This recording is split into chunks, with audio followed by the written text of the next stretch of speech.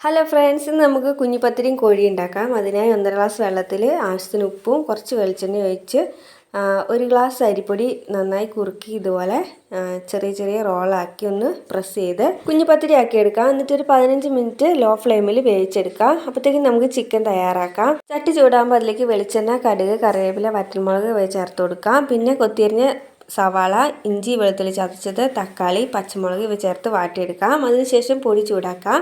മല്ലിപ്പൊടി, മുളക് പൊടി, ചിക്കൻ മസാല ഇവയെല്ലാം ചേർത്ത് നന്നായിട്ടൊന്ന് മൂപ്പിച്ചെടുക്കാം. അത് നന്നായി മൂത്ത് വരുമ്പോഴത്തേക്കും ചെറുതായിട്ട് അരിഞ്ഞു വെച്ചിരിക്കുന്ന ചിക്കനും 1/4 ടീസ്പൂൺ മഞ്ഞൾപ്പൊടിയും കൂടെ ചേർത്ത് മിക്സ് ചെയ്യാം. വേകാൻ ആവശ്യമായ വെള്ളം ഒഴിച്ച് നന്നായിട്ട് വേവിച്ചെടുക്കാം.